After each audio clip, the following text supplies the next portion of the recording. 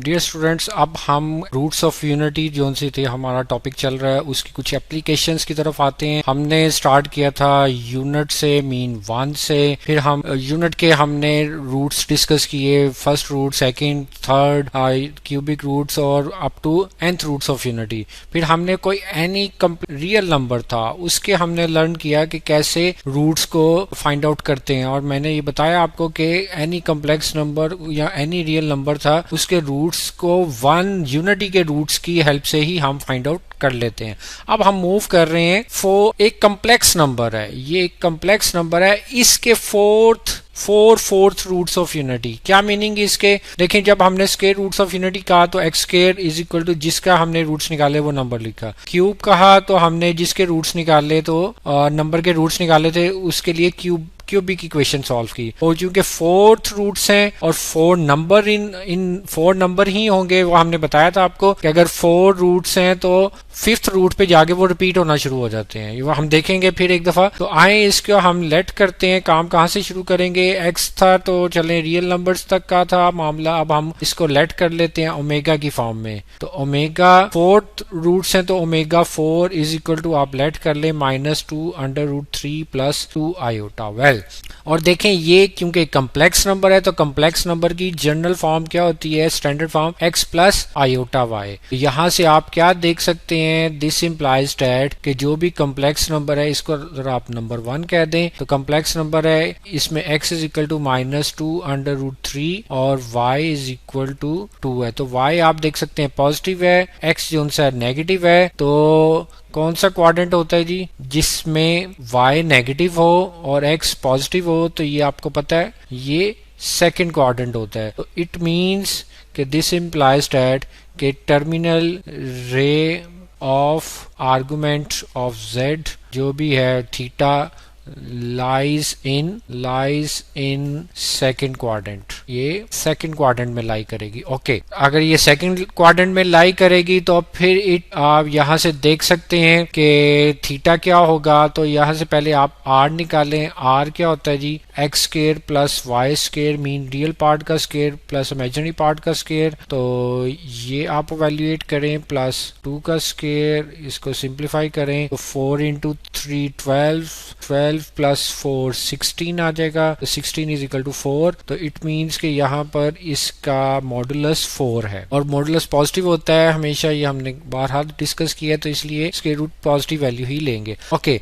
आप देखें जी यहाँ पर ये आ चुका। अब इसका आर्गुमेंट ऑफ z क्या आ जाएगा? वो होगा आपके सेकंड क्वाड्रेंट है, तो सेकंड क्वाड्रेंट के लिए फार्मूला होता है पाई -tan inverse of imaginary part over real part. और ये फर्स्ट क्वाड्रेंट, ये पाई के एंगल को फर्स्ट पाई में से सब्ट्रैक्ट कर दें फर्स्ट क्वाड्रेंट के एंगल। तो फर्स्ट में आपको पता है x और y पॉजिटिव होता है, तो अब यहाँ पर x भी पॉजिटिव लेंगे, y भी पॉजिटिव लेंगे अगर आपने ये फार्मूला लगाना है। अगर आपने पाई प्लस लगाना है तो फिर आपको x यहाँ पर नेगेटिव इंक्लूड करना पड़ेगा। तो जैसे मर्जी, जो अभी आपके लिए कन्वीनियंट है आप उसको यूज करें और इसको सॉल्व करें। तो देखें जी, पाई -tan इनवर्स ऑफ क्या आ जाएगा जी?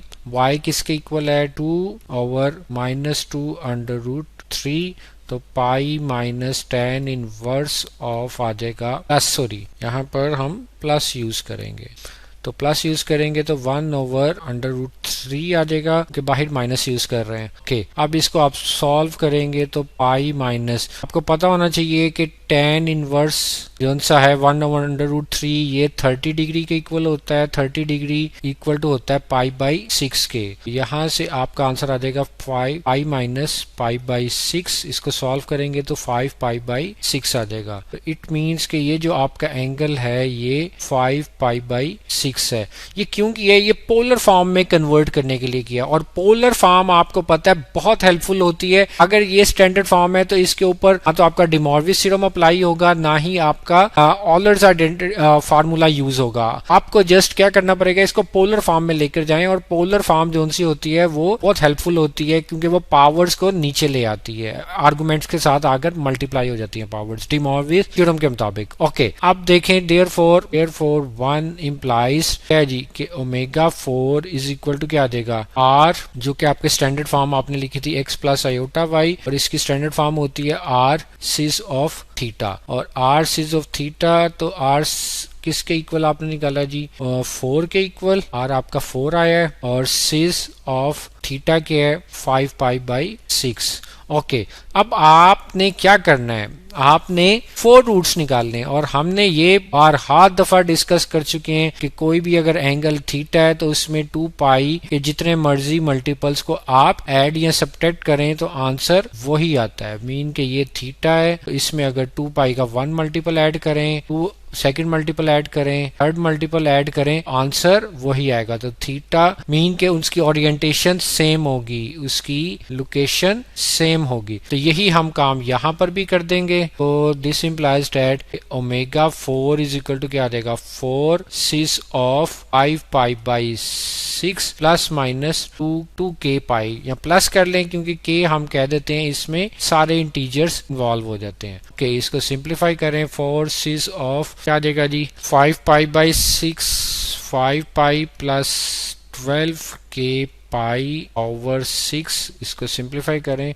4 सिस ऑफ 5 पाई इसमें से कॉमन निकाल लें आप, तो 5 प्लस 12 के into pi divided by 6। Okay, यहाँ से ये उसकी लेफ्ट साइड पर 4 आ गया। अब आप यहाँ से क्या लिख सकते हैं, omega is equal to 4 cis of 5 plus 2 के इंटू पाई डिवाइडेड बाई 6 और 1/4, मीन के दोनों तरफ आपने पावर 1/4 अप्लाई कर दी। ओके, तो यहाँ से अब आपके पास क्या बच जाएगा, ओमेगा इज इक्वल टू 4 की पावर 1/4 और सिस ऑफ 5 प्लस 2 के पाई डिवाइडेड बाई 6 और होल पावर 1/4। जी, अब जरा देखें ये चीज क्या बन रही है। ये चीज आप देख सकते हैं कि 2 का स्केयर और पावर 1/4, तो ये 2 1/2 और ये स्केयर रूट ऑफ 2 है। तो इसको आप अप्लाई कर दें, तो यहाँ पर लेफ्ट साइड पर ओमेगा है, तो ये स्केयर रूट ऑफ 2। जी, अब यहाँ से डिमॉर्विस थ्योरम अप्लाई हो जाएगा, तो ये नीचे आकर मल्टीप्लाई हो जाएगा। तो 5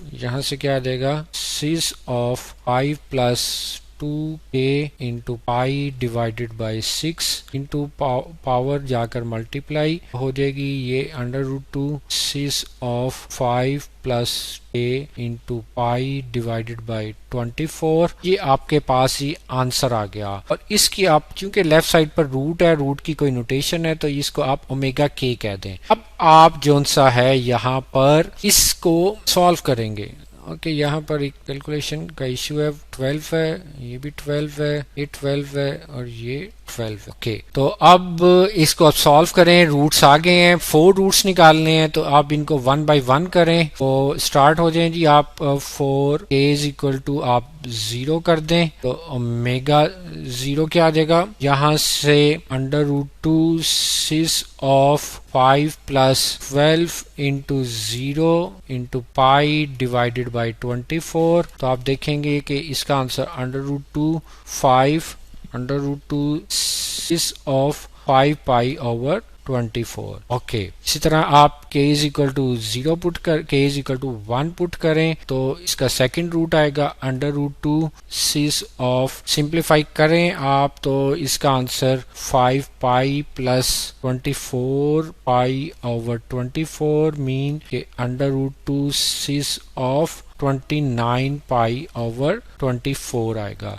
इसी तरह k is equal to 2 put करें, तो omega 2 is equal to third root आने जा रहा है आपका, और ये आएगा 5 pi plus 36 pi over 24। Just simplification है, आप जिस तरह भी अच्छे तरीके से कर सकें, तो ये आ जाएगा 41 पाई ओवर 24। ओके, और A3 लास्ट आपका रूट 4 फोर्थ रूट्स। आपका प्रॉब्लम क्या है, 4 फोर्थ रूट्स, 5 फोर्थ रूट्स क्यों नहीं कहा, 6 फोर्थ रूट्स क्यों नहीं कहा, ये हम देखते हैं। चले 4 तक तो आप देखें, तो क्या आएगा, यहाँ से ये ओमेगा 3 आएगा, जो कि 0 से स्टार्ट किया, तो 3 पर जाके फोर्थ रूट्स आएगा, तो सिस ऑफ क्या आएगा जी आपके पास 53 पाई ओवर 24। और इसका जो भी आंसर है आप देख सकते हैं, इसको करके सिंप्लीफाई।